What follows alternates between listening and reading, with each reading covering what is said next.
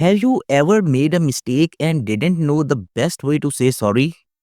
Or maybe someone apologized to you and you were not sure how to respond politely. In today's lesson, I'll teach you simple, polite, and effective ways to apologize and respond in English so you can handle any situation with confidence and kindness. Let's talk about why apologizing is so important. It's not just about saying the word sorry. A real apology shows that you take responsibility for your actions, that you respect the other person, and that you care about fixing the situation. In English, the way you apologize can change depending on the situation. If it's formal, like at work or in school, you'll use a more polite and professional tone. If it's informal, with friends or family, you can be more relaxed. And here's the good news, you don't need hundreds of phrases. Once you learn just a few simple patterns, you can sound polite and confident in almost any situation, just like a native speaker. Now let's talk with the basics. Short and polite apologies you can use in everyday situations. I am sorry. This is the most common and general way to apologize. You can use it in almost any situation. For example, I'm sorry, I'm late. I am so sorry. Adding so makes the apology stronger and more emotional, perfect for bigger mistakes. For example, I am so sorry for forgetting your birthday. Sorry about that. This is casual and good for small mistakes or accidents. For example, oops, sorry about that. I didn't see you there. I apologize. This is more formal and professional, great for work emails or official situations. For example, I apologize for the delay in responding to your email. These four phrases are simple, but they cover most situations you'll face in daily life.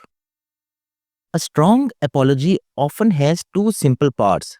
First, the apology itself, and second, a short explanation or reason. But be careful. This is not the same as making an excuse. Here's the easy formula, apology plus reason. For example, I'm sorry, I missed the meeting. I was stuck in traffic. This tells the person you take responsibility, but you also give a reason why it happened. Or, I apologize for the confusion. I must have misunderstood the instructions. Again, short, clear, and polite. Keep your reason short and sincere. If you explain too much, it can start to sound like you are trying to avoid blame, and that makes the apology weaker. In English, your apology changes depending on who you are speaking to and the situation. Formal apologies are used in professional settings, like at work, school, or in official communication. These sound more serious and respectful. For example, I sincerely apologize for. Please accept my apologies for. Informal apologies are used with friends, family, or in casual situations. These sound relaxed and friendly. For example, my bad. Sorry, I didn't mean to. Let's look at a quick example. Hey, you took my pen again. Informal way to sorry. Oh, my bad. I'll give it right back. And formal way, I apologize for taking your pen by mistake. See the difference? Formal is polite and professional. Informal is friendly and relaxed. Choosing the right style helps you sound natural and respectful in any situation. When someone apologizes to you, how you can respond make all the difference. Accepting an apology politely shows understanding, keeps the atmosphere positive, and helps maintain trust in the relationship. Here are some common friendly responses you can use. That's okay. No problem. Don't worry about it. It happens. I understand. Let's see this in action. I'm sorry, I forgot to call you. That's okay. I understand you were busy. See how short, kind responses keep the conversation warm and stress free. The goal is to show that you have accepted the apology and moved on. No drama, just kindness. Here's something interesting. In English speaking countries like UK, USA, Canada, and Australia, people say sorry a lot. And not just for big mistakes, even for very small things. For example, if you accidentally bump into someone, or even if they bump into you, you might still say sorry. But in other countries, apologies are used differently. Sometimes they are reserved only for serious situations, or they might be expressed in another way. So, when you are in a new country, pay attention to how local use apologies. Adapting your style will help you sound more natural and respectful wherever you are. Alright, time to put what you have learned into action. I'll show you three short situations, and your job is to fill in the blanks with the most natural apology and response.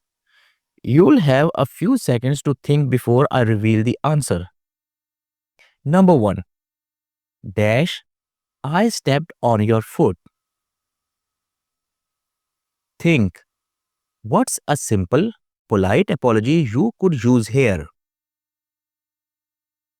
I'm sorry, I stepped on your foot. Number 2. I'm sorry, I interrupted you. Dash. Here we are responding politely to someone's apology. I'm sorry, I interrupted you. No problem. Number 3. Dash, I missed your email. What's a short, casual apology for a small mistake? Sorry about that. I missed your email. If you got all three right, great job. If not, rewind and try again. Practice is the best way to make apologizing and responding feel naturally. Apologizing and responding politely are small actions that make a big difference in how people see you. Use these phrases and you'll come across as respectful, kind, and confident. If you enjoyed this lesson, give it a like, share it, and subscribe for more practical English tips. See you in next video.